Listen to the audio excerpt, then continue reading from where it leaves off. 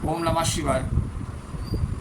अब पिप्पलाद ऋषि गार्ग ऋषि को उनके 5 प्रश्नों के उत्तर के क्रम में आगे बतलाते हैं कि स यदा तेजसा विभूतो भवत्य त्रैस देवा स्वप्नान् न पश्यत्यथ तदैतस्मिन् शरीर एतत्सुखम भवति। गार्ग मुनि ने चौथी बात यह पूछी थी कि निद्रा में सुख का अनुभव किसको होता है। इसका उत्तर महर्षि इस प्रकार देते हैं कि जब निद्रा के समय यह मन उदान वायु के अधीन हो जाता है, अर्थात जब उदान वायु इस मन को जीवात्मा के निवासी स्थान हृदय में पहुंचाकर मोहित कर देता है, उस निद्रा अवस्था में जीवात्मा मन के द्वारा स्वप्न की घटनाओं को नहीं देखता। उस समय निद्रा जनित सुख का अनुभव जीवात्मा को ही होता है। इस शरीर में सुख दुखों को भोगने वाला प्रत्येक अवस्था में प्रकृतस्थ पुरुष अर्थात जीवात्मा ही है। स यथा सौम्य वयांसी वासो वृक्षम संप्रतिष्ठिते एवं हवै तत्सर्वं पर आत्मनि संप्रतिष्ठते। गार्ग मुनि ने जो 5वीं बात पूछी थी कि मन बुद्धि इंद्रियां और प्राण सब के सब किस स्थिति में है, किसके आश्रित हैं, उसका उत्तर महर्षि इस प्रकार देते हैं।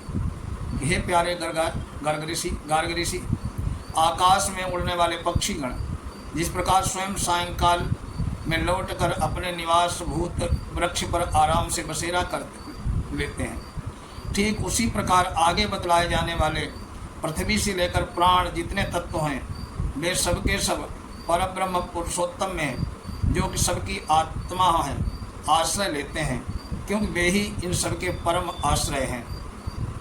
पृथ्वी च पृथ्वी मात्रा चापश्चापोपमात्रा च तेजसस्त तेजो मात्रा च वायुश्च वायुमात्रा चाकाश मात्रा च चक्षुष द्रष्टव्यम च श्रोत्रम च श्रोतव्यम च घ्राणम च घ्रातव्यम च रसश्च रसयितव्यम च त्वक् च स्पर्शयितव्यम च वाक् च वक्तव्यम च हस्तौ चादातव्यम चोपस्थान चानंदयितव्यम च पायुश्च विसर्जयित्वं च पादौ च गंतव्यम च मनश्च मंतव्यम च बुद्धिश्च बोधव्यम च अहंकारश्च अहंकर्तव्यम च चित्तं चेतयिव्यम च तेजश्च विद्योतयितव्यम च प्राणश्च विधारयितव्यम च।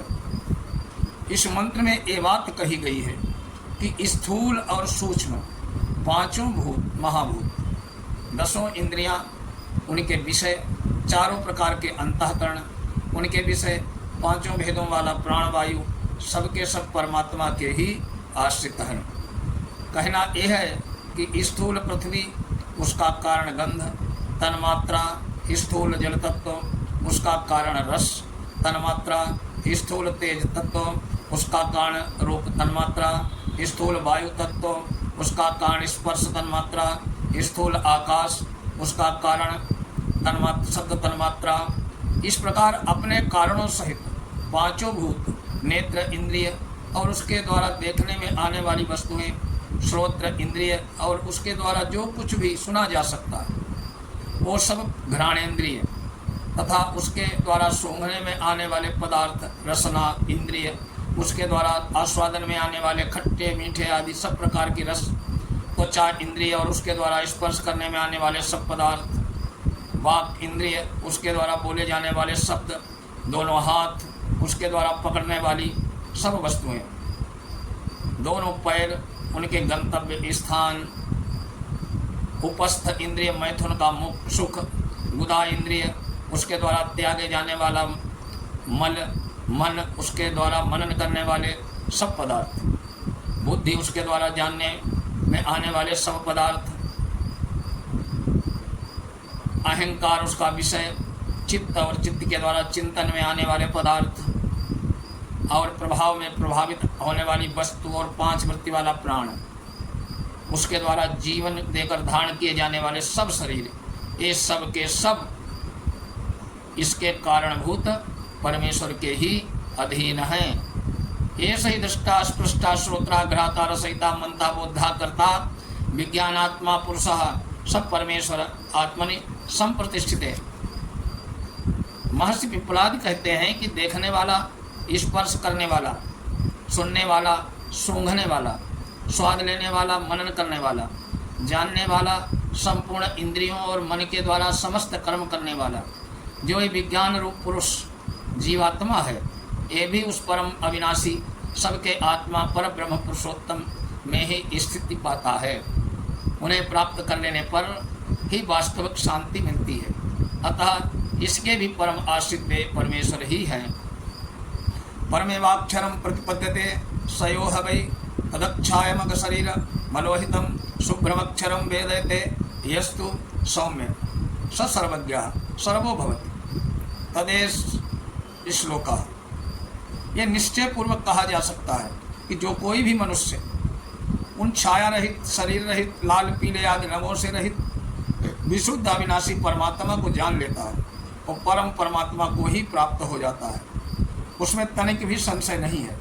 हे सौम्य गार्ग्य, जो कोई भी ऐसा है, अर्थात जो भी उस परब्रह्म परमेश्वर को प्राप्त कर लेता है, वो सर्वज्ञ और सर्वस्वरूप हो जाता है। इस विषय में एक ऋचा है, विज्ञानात्मा सा वेदैश्च देवैश्च सर्वैः प्राणाभूतानि संप्रतिष्ठन्ति तदक्षरम वेदयते यस्तु सौम्य स सर्वज्ञ सर्वमेवा विवेशते। सबके परम कारण जिन परमेश्वर में समस्त प्राण, पांचों महाभूत, समस्त इंद्रियां, अंतःकरण सहित स्वयं विज्ञान स्वरूप जीवात्मा ये सब आश्रय लेते हैं, उन परम अक्षर अविनाशी परमात्मा को जो कोई जान लेता है वो सर्वज्ञ है तथा सर्वरूप परमेश्वर में प्रविष्ट हो जाता है। इस प्रकार ये चतुर्थ प्रश्न आज पूर्ण हुआ। अब पांचवें प्रश्न में कल फिर परिचर्चा करेंगे। तब तक के लिए नमस्कार।